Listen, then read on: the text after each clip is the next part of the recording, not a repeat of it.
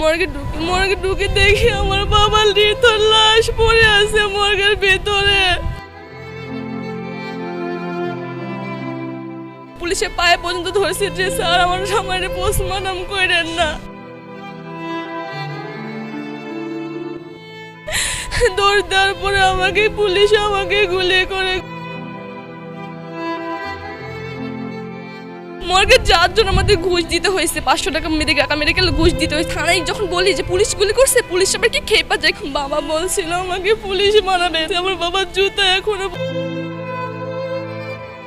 ওদিন রাতে সন্ধ্যাবেলায় আমার ভাইকে আমার বাবাকে গুলি করা হয়েছে। আমার ভাই ছোট মাদ্রাসার জামা কাপড় ধুইতে পারে না, সো ওনাকে আমার ভাইকে দেখার জন্য মাদ্রাসার উদ্দেশ্যে রওনা হলো। মাদ্রাসার উদ্দেশ্যে যখন বের হয়েছে বাসা থেকে, যখন একটু সামনে যায় তখন আমার বাবাকে গুলি করা হয়। তখন একটা পিচ্চির ছেলে এসে বলে যে সুরাইয়া আপু তোমার বাবাকে গুলি করা হয়েছে। আমি আমার দৌড় দিয়ে আমি আমার বাবার কাছে যাই, আমার বাবাকে দেখি রাস্তার পাশে রক্ত। কয়েকজন মানুষ মিলে বাবাকে সিএনজিতে ওঠানোর পরে আমি যা বলে যে আমি ওনার মেয়ে, তারা আমাকে সাথে নেন, তারা আমাকে সাথে নেয় না। না নেওয়ার পরে সিএনজি চলে যায়। যখন ওখান থেকে প্রস্থান করা শুরু করে আমি সিএনজির পেছনে দৌড় দেই। দৌড় দেওয়ার পরে পুলিশ আমাকে গুলি করে যে উনি গুলি করেন না ওর সাধারণ মানুষ আমাদের কেন গুলি করবেন। তখন পুলিশ গুলি করেনি। এরপরে কিছুক্ষণ পরে আমরা হাসপাতালে যাই। হাসপাতালে যাওয়ার পর আমরা 3 ঘন্টা আমার বাবাকে খুঁজে যে আমার বাবা কোথায়, আমার বাবাকে কামালে কেউ ভর্তি হয়েছে, কোনো কিছু কেউ এন্ট্রি করছে কিনা আমার বাবাকে। কেউ আমাদের বাবাকে খুঁজে পায় না। 3-4 ঘন্টা পর আমরা এখান থেকে ওখানে যাই, ওখান থেকে এখানে যাই, অনেক ঘোরাঘুরি পর আমার বাবাকে একটু খুঁজে পাই না। ওনাকে বলতেছে মর্গে যান।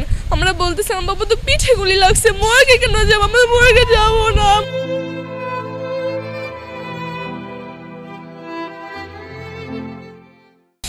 যাওয়ার পর আমরা মর্গে যাওয়ার পর মর্গে যাওয়ার জন্য আমাদের ঘুষ দিতে হয়েছে, 500 টাকা মেডিকেল ঘুষ দিতে হয়েছে যে আমরা দেখতে পারবো না। ওরা দেখায় না যে মর্গে যাবো না। একটু পরপর যায়, আমাদের সাথে ধমকাধমকি করে, চিল্লাচিল্লি করে যে যা বিরক্ত করেন না, এখন আমাদের করতে পারবো না, কোনো কিছু করতে পারবো না, হ্যান ত্যান অনেক কিছু। এরপর আমরা মর্গের অনেক চেষ্টা করার পর আমরা মর্গে ঢুকে দেখি আমার বাবার নিথর লাশ পড়ে আছে মর্গের ভেতরে। আমার বাবাটা শুয়ে আছে। আমার বাবারে অনেক চেষ্টা করছে যে বাবা গুলে ডাকে, বাবাটা তাকায় আছে আমার দিকে, বাবা মুচকি এসে তাকায় আছে, বাবা কিছু বলে না।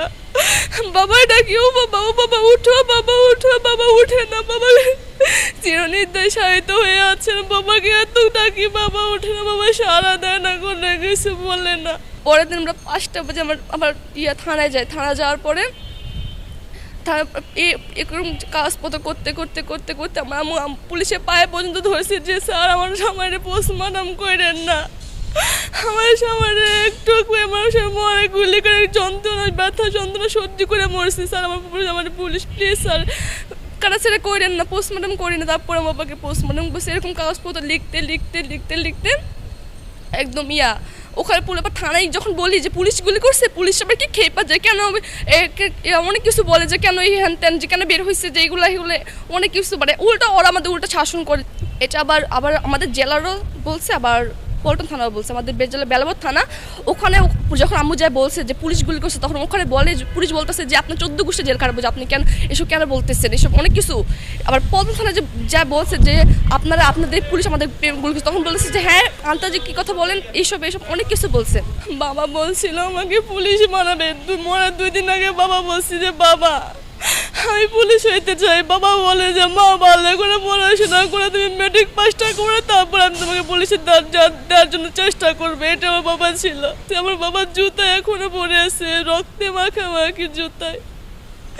আমার বাবা অনেক কষ্ট পাইছে, মরার পরে আমার বাবাকে পোস্টমর্টম করছে অনেক কিছু।